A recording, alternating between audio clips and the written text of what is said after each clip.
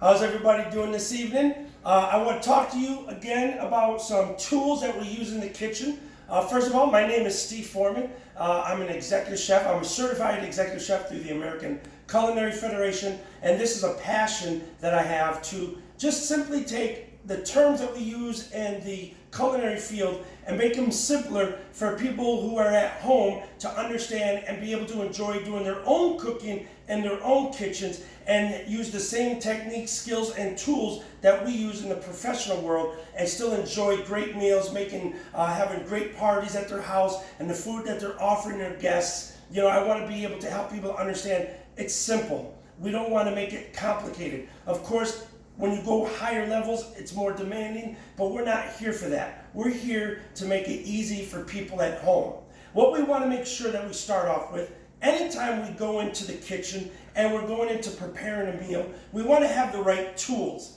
Tools are a very, very important part of cooking, because you don't want to start cooking and your knife is dull, or you're looking for the tool to peel, or you're looking for a smaller knife to be able to, cut small slivers of an ingredient. What you want to be able to do is have your tools ready to go, having the essential tools in your kitchen. Now, I'm going to be honest with you.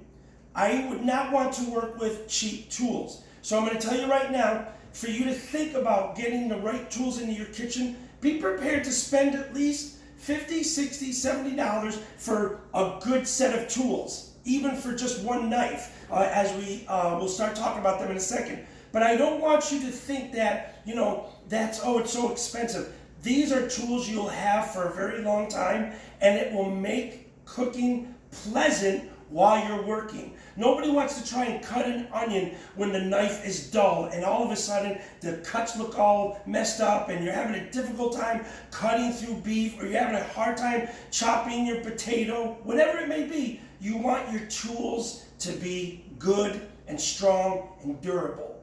So let's start with a couple that I have with me today. And I want to talk about these tools because really these are kind of like the essentials, starting with the chef knife. What I have here is a Japanese steel chef knife. This knife cost me close to $170. I'm not telling you to go buy a $170 steel knife, but I am telling you you should want one that's durable.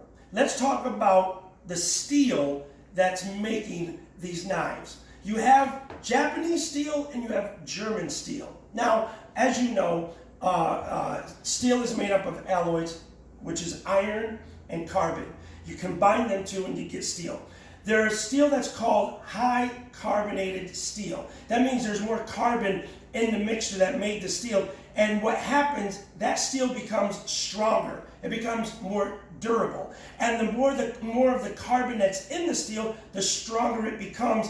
And it can endure a lot more force, which allows the knife maker to create a very sharp edge on the knife. So Japanese steel has the most carbon, and it is the sharpest knife you can get. And there are different levels of Japanese steel, which we're not going to talk about right now. We're just going to talk simple things. Japanese steel, very sharp.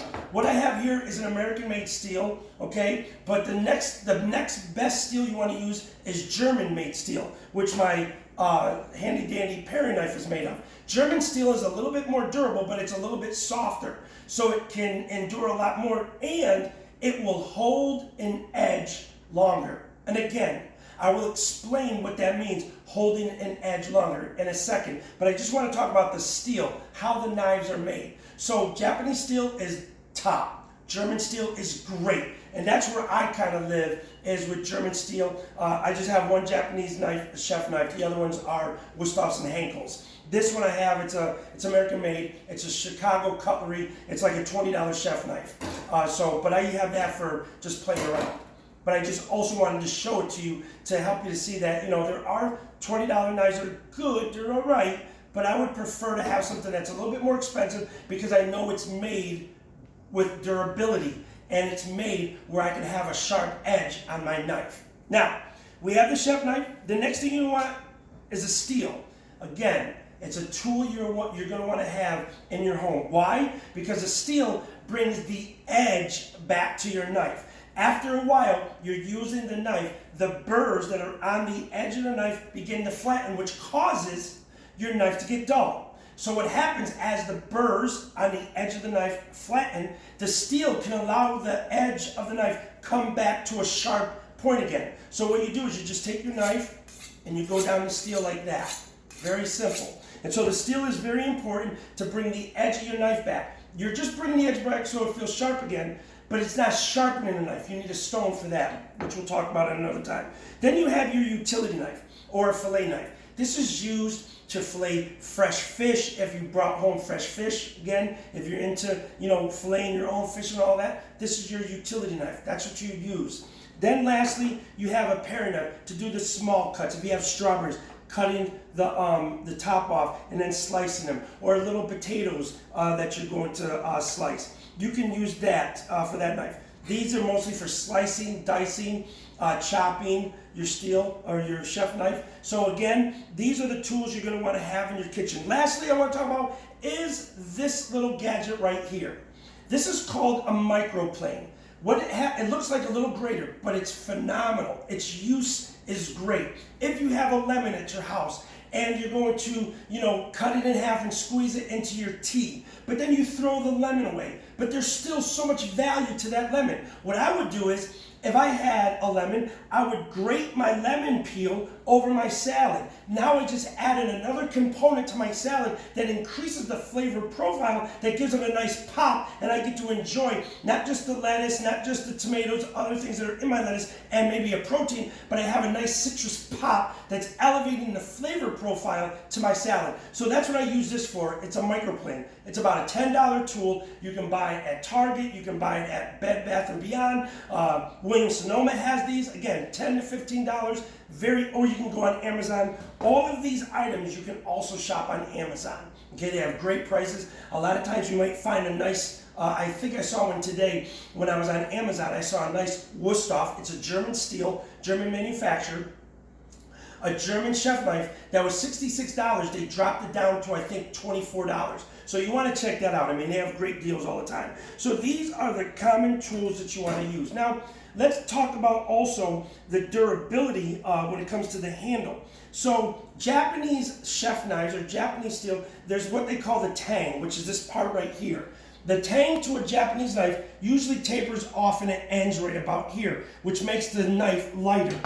But this one, if you notice, just about goes through the whole handle. And with German knives, they go all the way through, which makes the knife heavier. Of course, it's definitely more durable because it is heavier, but sometimes people like to work with a lighter knife, and so sometimes they buy a Japanese chef knife because they enjoy the lightness of it, and it's flexible, just very easy to use.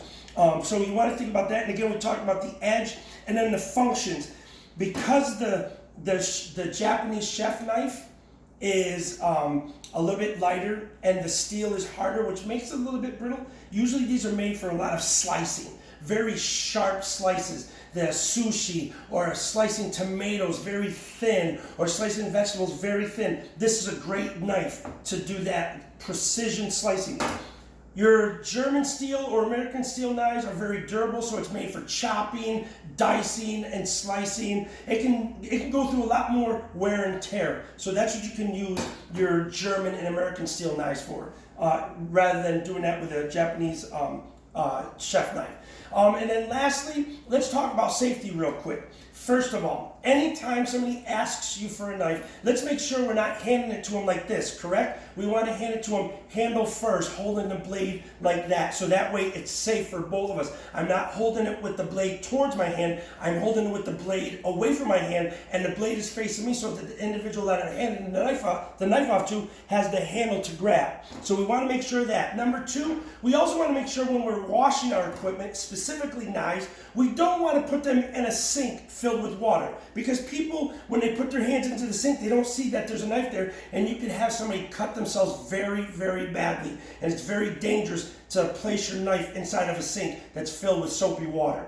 And then what we want to think of lastly is anytime you're working with a knife and it falls, let it fall. Walk away from it. Don't try to catch a knife. These are simple tips to be safe while handling your tools. But we want to make sure that we have these tools in our kitchen It makes life a lot easier when we have durable, sharp, clean utensils that we're working with, so that we're making sure the foods we're preparing are made properly and they're made safely, because we're practicing all of these tips. So anytime you get a chance, think about this. Have some fun, go get you a nice chef knife, utility knife, pair knife, and grab you one of these as well, and get to work in the kitchen and make that great meal for your family and friends. I'll see you next time. I'll talk to you later. This is Steve Foreman. Have a great day.